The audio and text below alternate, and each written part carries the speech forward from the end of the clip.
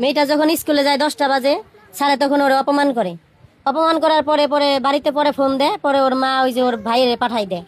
ওর ভাইয়ে যে ও বোনরে পায় না।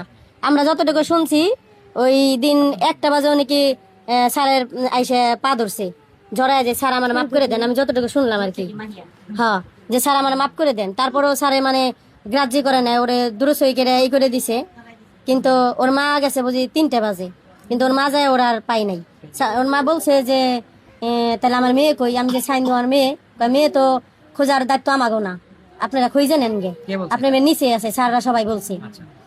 পরে নিচে এসে দেখছে আর মেয়ে নাই। এই যে মেয়ে নাই নাই, আর ওই ছেলেটা বলছে যে মাহে বাড়ি গেছে, আমি যতটুকু জানি আর কি, বলছে যে বাড়ি গেছে, বুঝাই পাঠাই দিছি।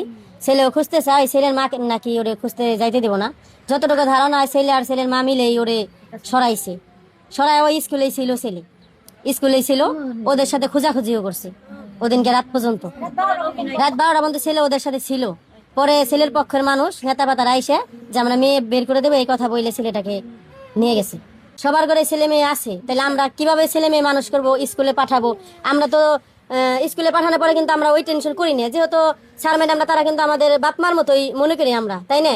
যে ওখানে আছে ওনারাই মানে তাদের দায়িত্ব আছে, ভালোই আছে, রাস্তাঘাটে নাই বিপদ। কিন্তু এইভাবে আসলে যদি স্যাররাও যদি মানে কোনো তাদের যদি কোনো দায়িত্ব না থাকে, তাহলে আমরা কেমনে ছেলে মেয়েদেরকে পড়াশোনা করাবো?